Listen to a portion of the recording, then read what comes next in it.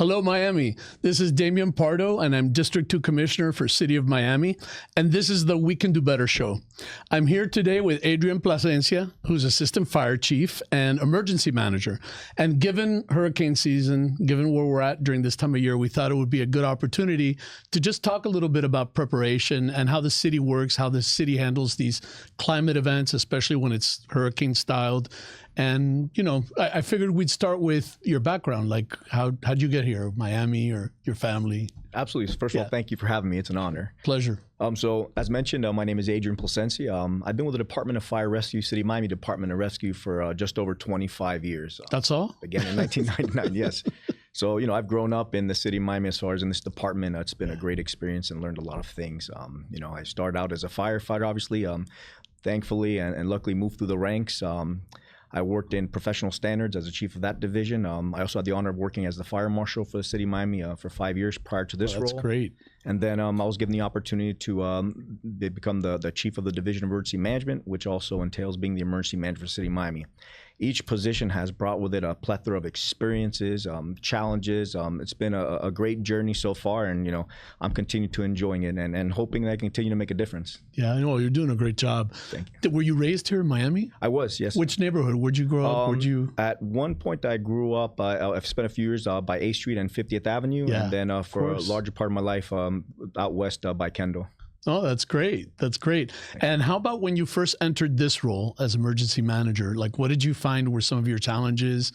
What did you face? Just learning. There's so many different facets of emergency management and what the division does. So just learning. Learning about, for example, a national framework from the government, the different resources available. The different type of, it's not just preparing for hurricanes, but all the different type of disasters that can occur, and working with, you know, multiple agencies and departments to, you know, facilitate our preparedness for these type of events and our recovery and being able to mitigate them and respond to them. What are some of the other events? You mentioned, you know, it's not just hurricanes, what are some of the other events you face? Sure. So other events that you know, we want to be prepared for, which, you know, knock on wood, never happen. You know, God forbid, a mass shooting, could be a large train accident, could be a building collapse. I mean, there's so many, the chemical spill, there's so many different types of hazards that can happen. And, you know, it's important to do your best to be prepared, because you never know. We can't forecast what's going to potentially come. We know there's some that have a potential more frequency of happening. All can result in very large impacts, but it's working to prepare for as many as you can, and just, you know, continue working with all our different partners in the city and other agencies to ensure our preparedness and that we're effectively able to respond to these. Yeah, I know we recently did a tour the District 2 office in the Emergency Operations Center, and we were kind of blown away by how complicated and how, you know, it's all put together. Can you describe a little bit the Emergency Operations Center? Oh, absolutely. So it's a large room, obviously in a very secure structure, you know, because we'll be in that room during a hurricane. So it's a very secure structure, and that can withstand a hurricane. And basically inside that EOC, so picture a large room with several different tables with labeled as emergency support functions. Basically, emergency support functions are basically persons that are put in that function or role, and they have specific knowledge and capabilities for resources. And I'll get back to that. There's a policy room and video screens throughout the room and phones. So basically it's a hub for information coming in and being sent out, communication, and a large part of it is decision-making and facilitating resources. When an emergency happens, whether it's right before, as it's occurring, or after, there's a need for resources, decision-making, communication, information, and that happens there. And for example, those emergency support functions, you may have someone, for example, that's emergency support function one for transportation, for example, or another one for you know, damage assessment and debris removal. And their role is basically be the subject matter expert in transportation or debris removal and facilitate those resources when needed. Additionally, those resources are also prioritized, you know, and pushed out as quickly as possible. And by having all those people and decision makers in a room with that knowledge and experience and available resources, these resources get put out quickly and actions occur very quickly, efficiently, and effectively. Yeah. As a City of Miami resident, I don't think I ever really appreciated the seriousness. I mean, I know this sounds a little naive, but I was struck that, for example, when people get in there, they stay there. Yes. Like, it doesn't matter how many hours. Like, they are there and they are fully focused on resolving whatever issue it is. And, you know, I was talking to some people, even in District 2 office, that they went out there and cleaned up. And, you know, I mean, it was like 24 hours until the crisis had been solved. I don't think residents really appreciate the commitment of the people that are there. How does it feel for you when you're leading and you're in those situations with all these folks around you? Everything from finance to, you know, liaisons with the county, the state. I mean, it can be stressful, but, you know, I enjoy it. I enjoy the opportunity, the responsibility. We work with great people. Everyone in that EOC Emergency Operations Center is focused, extremely motivated. Everyone trying to make a difference and help protect our community. So I don't think people understand that part of it. You know, the people there are really about the community and care, and that struck me. I guess I thought it was more operational in some ways, and it did strike me how much people cared. Yes. You know, how they really cared about everything. You know, that for me was definitely different. And just for the residents to help them understand a little bit, how do they interact with the Emergency Operations Center? So how the residents interact with us. So the Emergency Operations Center functions, and basically we're acquiring information. So for example, it's the information that comes in. The more information comes in, the more we can use it to make a difference or an impact. So for example, after an event, there's damage assessment teams that go out, and there may be on the media or information pushed out to the public about how they can report damage. You know, that way we know about it. It's important as a city, we know where damage occurred for many reasons. To be able to find out where priority areas are that need to get addressed immediately. Definitely if it's a life safety issue, that's going to get addressed immediately. We need to make sure resources are, you know, moved out there as quickly as possible. But getting that information, what's going on, what type of damage occurred in the city, what type of impacts, so we could begin addressing them as quickly as possible. How do you address the life-threatening situations quickly? Like, how does that? So, for example, we have our Department of Fire Rescue, we have our police department, we have our urban search and rescue team. So if it's a life safety issue, let's say after a storm, you're going to have units respond immediately to try to address those. If there's high water, we have high water vehicles to be able to get to people. But there's a lot of resources, and that's just a few. There's a lot of resources available to be able to help those in need. You know, a lot of times you hear about, and, you know, we have the coast in our district, a big part of it. And a lot of vertical communities. And we hear a lot of times that, you know, if you stayed and you're on those vertical communities, good luck, you're on your own. Is that really true? Or how do you guys negotiate that situation? Because I would think it's still tricky. So we're an all hazards department, and you know, fire, police, everyone in the city always does their best to help everybody. So if someone's in need for help, they're going to get help. We're going to come help them. Obviously, if the conditions are so dangerous at the time it occurs and we can't respond out, let's say, for example, an extremely high velocity winds, it doesn't make sense to go out that moment because there's going to be another casualty because of that. Right. But you know, those in buildings, if they're stuck or they need help, we're going to help them when we can. Now, on that, I know a lot of people think that just because I'm in a large structure, high-rise building, I don't need to evacuate. If you're in a storm surge planning zone and you're told to evacuate, it means everybody there should evacuate. It doesn't matter if you're in a building. You may feel secure in that building. Yes, the building may not acquire significant damage where it's going to topple down, God forbid. But you know, there's other issues. You may not have access to an elevator, so you may be walking up and down stairs. Depending on the generator, you know, you want to make sure you have power in there. If not, you're not going to have lights, air conditioning, other issues. You know, there might be other safety issues that occur in that building. So if a resident is told to evacuate, it's important that they evacuate to a safe area, to either shelter or an area outside of that evacuation zone. So I'm probably the worst, maybe the best person to talk about this because I don't prepare much in my mind, right? What can people do now to kind of, especially if they're in an evacuation zone, to try to figure out what, because when I talk to folks, they're like, well, I don't know where I'm going. I've never been to that place. I'm not going to a shelter. Is there a way that they can maybe go visit the shelter or take a look at where they would evacuate to, especially if they have pets? What should somebody be thinking about? That's a great point. So as far as which shelters will be activated, we don't know that. Miami-Dade County will put that out at the time of the event. You know, a lot of times they're at Miami-Dade public schools.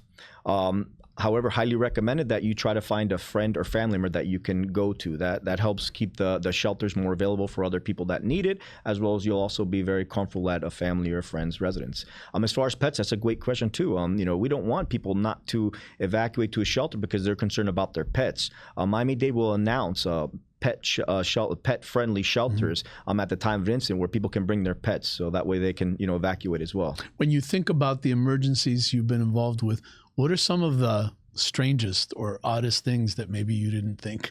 Strangest? I mean, I wouldn't bring up details because that could right. That could get really weird. yeah, but no, it's been a variety of emergency situations I've experienced over my career. Some with very fortunate, a lot of with very fortunate outcomes, some not so much. What's the biggest classic mistake that people make?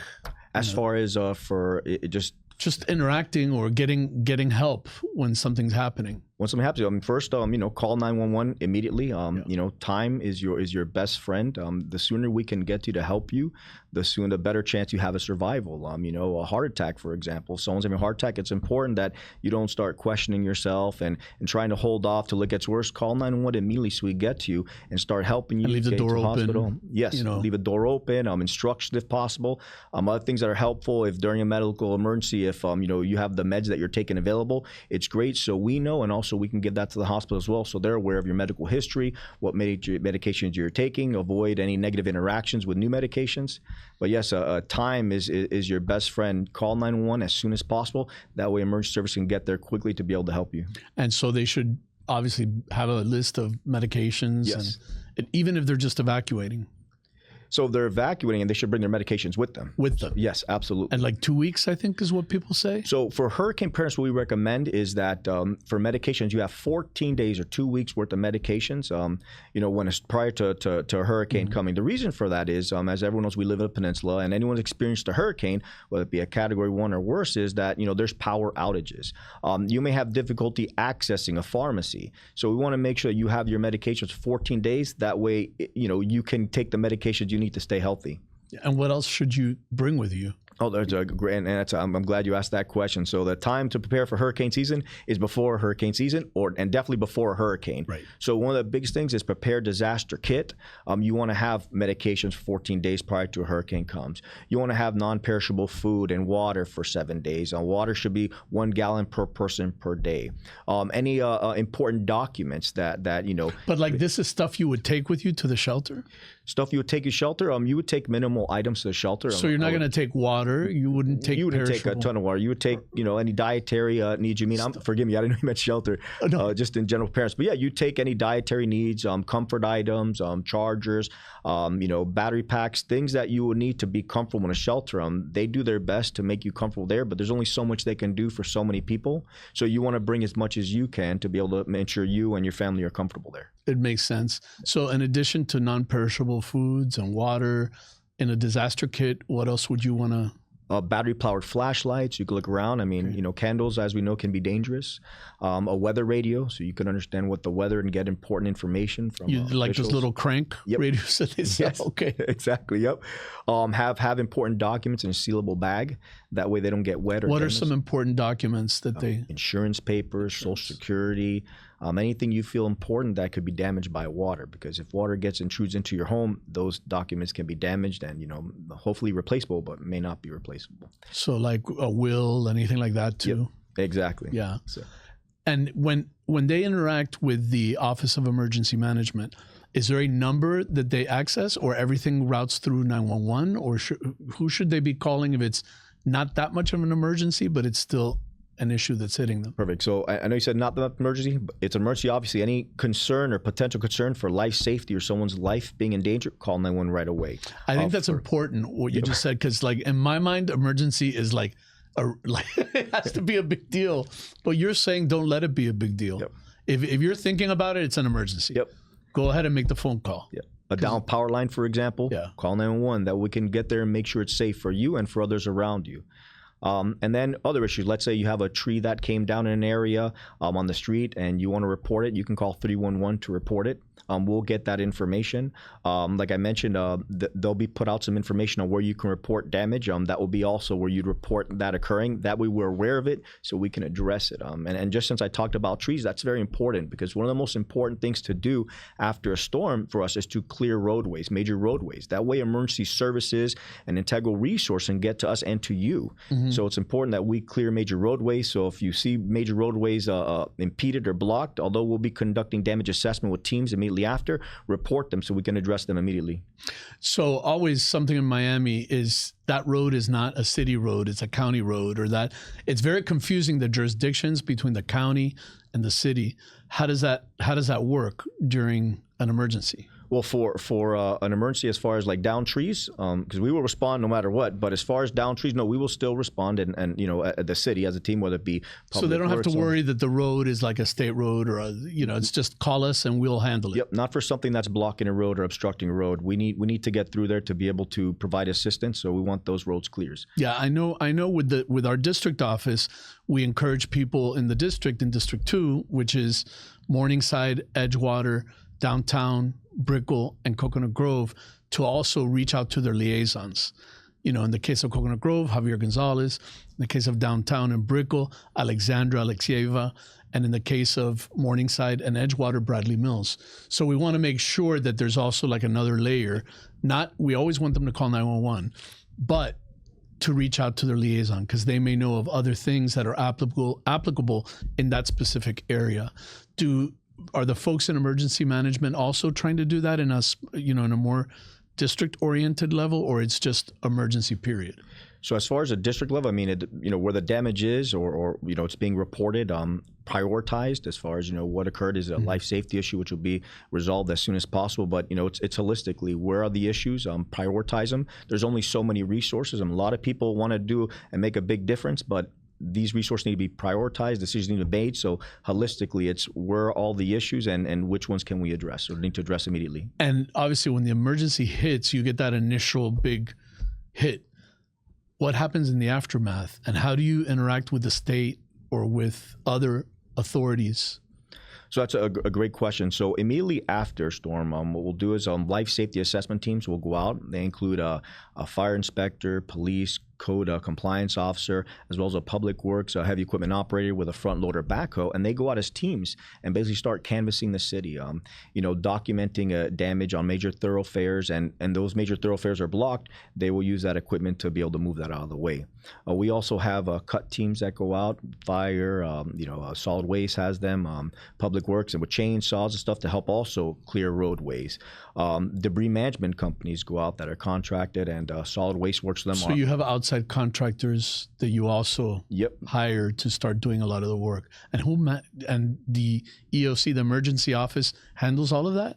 So a lot of this stuff is done in preparation. So one of the very important things prior to hurricane season is all the preparedness actions that the city takes before. There's a plethora of actions the city of Miami takes. And for example, with contracts, for example, our procurement department already has contracts with an array of vendors. That way, in the event of a storm after storm, there's going to be a lot of competition for vendors, but we already have contracts established. So we can get those resources immediately out to be working in the city and helping. And you get it at a much cheaper price, probably, right? Than if it were just, wow, I had never really, thought about that. But even assembling those teams that have to go out and do the canvassing, that's a tremendous amount of work. Yep, but they're prepared for it. We do it every year. We know ahead of time what we're going to do.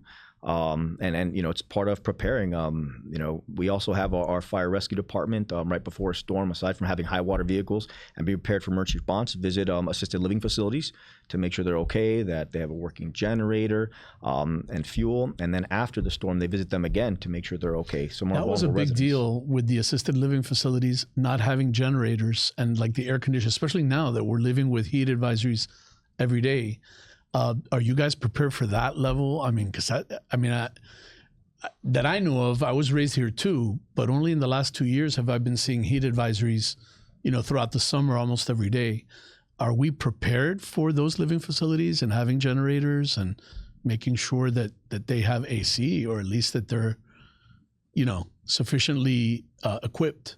So a good thing that happened with ALS is after that incident that happened, I believe, in Hollywood Hills, an administrative code came out, Florida Administrative Code, requiring assisted living facilities and nursing homes to have a working generator, being able to keep a certain square footage depending on the number of residents you have at a certain temperature, having fuel for that, along with other requirements. So that's something that was done. The city of Miami also implemented an ordinance communicating similar about the requirement for ALFs to have air conditioning units and fuel and other requirements. So, we're confident that these ALFs have air conditioning systems, and obviously a generator to be able to supply those after an event.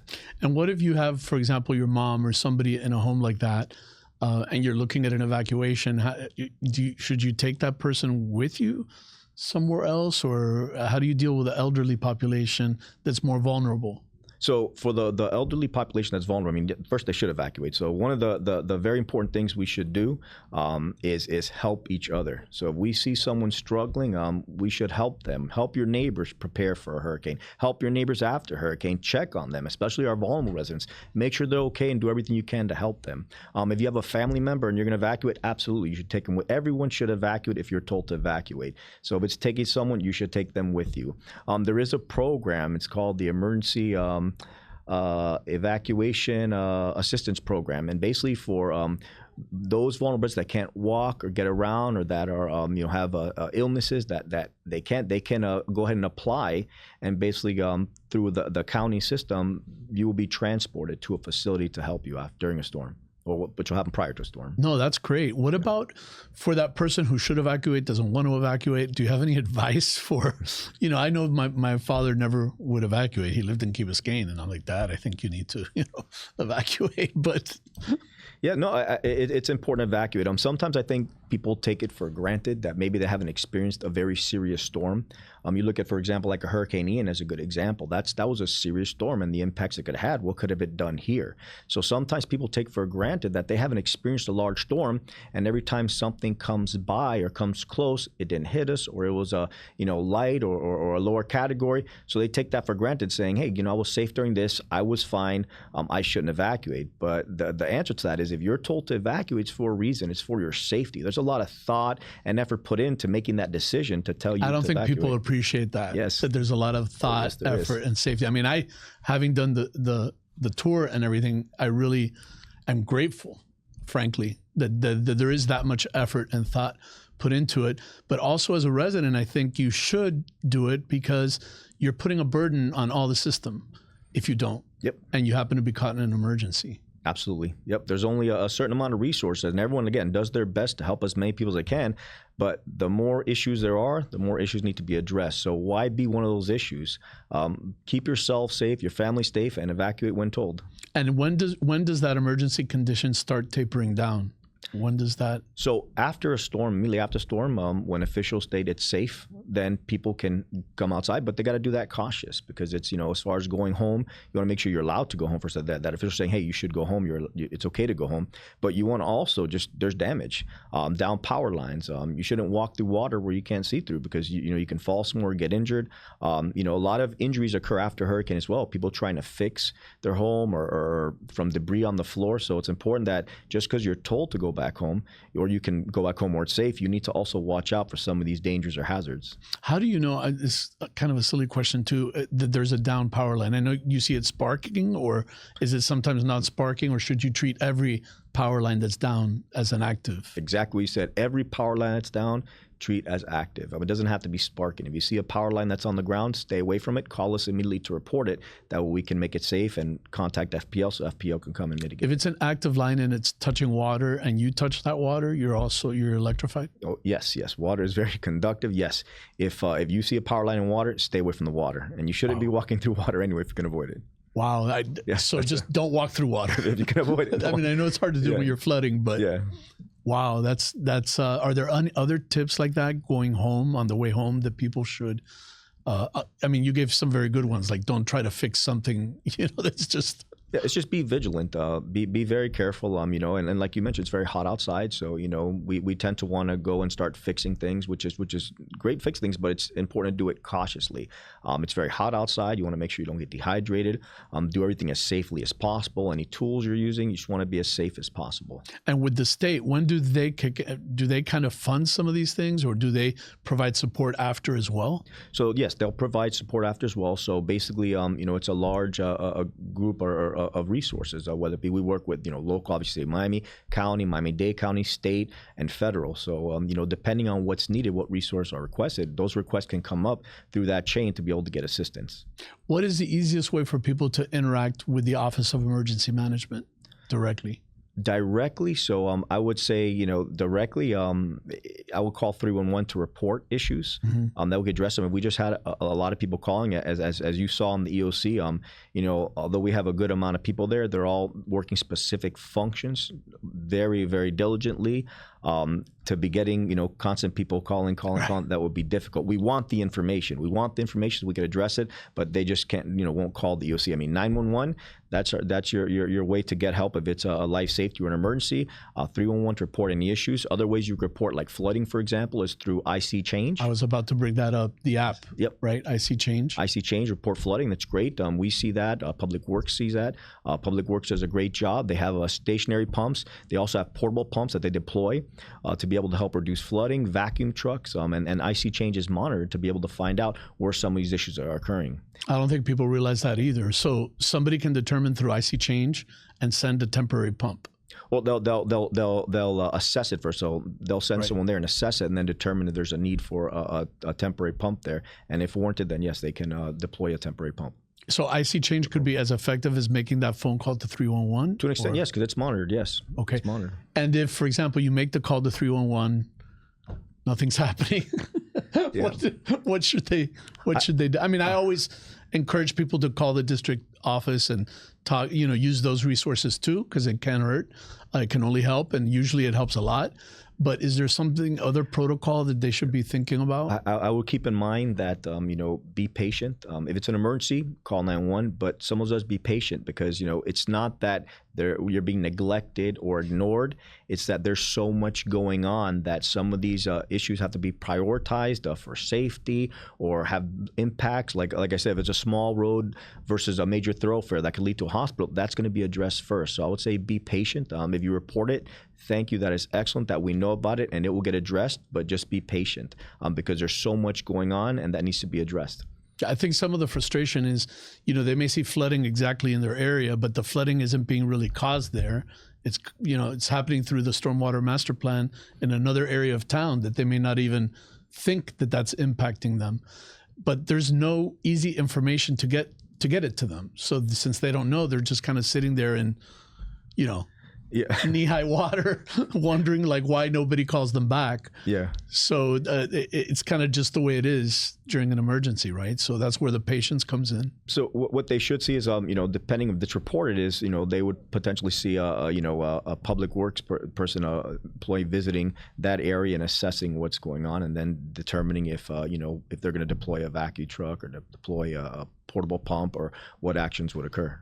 Sometimes during these emergencies, there's also sewage that starts seeping and going out. Is that also just 311, or is that handled? Because that could be a little bit more important. Yes, that should be addressed. Called in. Let us know that we can determine what is and get the appropriate. A 311 call though. It's not a 911. Depending on what it is. If it's a serious, then it could be a 911 call. So depending on what you're seeing. But if you determine it's a life safety issue, then yes, call 911. Then absolutely call 911. Yes.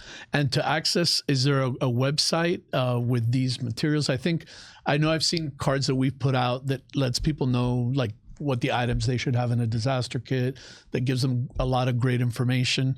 Is there an easy website that people can turn to and kind of? Absolutely. So on the City of Miami website, if they type in emergency management, there'll be an array of helpful information for preparedness for hurricanes and other disasters. It's a great tool. Has a lot of great information in there and links as well. Additionally, we have our 2024 City of Miami Hurricane Handbook that we've been handing out throughout the city as we do presentations for communities. So that's a great resource as well for information. And that's online. They can print it? It's not online, but the information that's in that book, although online. Not copied the same way it's in the book, but that is on that website as well. And can they pick up a booklet like that somewhere, or is there Publix or? So those handbooks are located at commission offices, or they can visit the MRC, and we'll be happy to give some there as well. Additionally, if the public would like, we do have a number that you call for emergency notifications, and if you text Alert Miami to 888-777, you can get emergency notifications, whether it be for severe weather, get emergency notifications. Alert Miami. Text in those words, Alert Miami, to 888-777. Yes, sir, correct. Yeah, and definitely, I think it's an important lesson to just start preparing now and bring down the stress, make your life easier, and you also end up bringing down the stress for you, the operations team, and the whole city, and other neighbors who may need the resources more than you do. Absolutely. And one more step people can take is you can become a CERT member, a Community Emergency Response Team member for the City of Miami.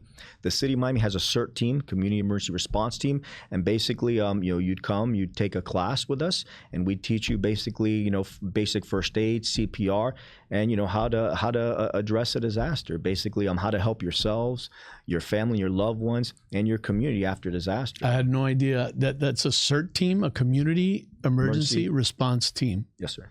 And if they want to sign up for that and get involved, where do they? They can go on the City of Miami website, miami.gov/CERT, which is CERT. And they'll have information there, and you can sign up for a class. Our next class is in mid-August. Oh, that's great. And obviously this applies to anything. It could be a terrorist event. That could be, you could call these resources together for any emergency. Absolutely. And we've had already, stories where certain members have, aside from being a disaster, whether it be a car accident or another incident, helped others out, special events, been able to provide assistance to other members of the community, those are great success stories of that program. No, that's great. Listen, Adrian, I told you our time would fly very quickly. I really want to thank you for all your service and your leadership and all the work that you do for all of the residents in the city of Miami. And to everyone out there, thank you for joining us for the Forward Miami show, and we look forward to seeing you again very soon.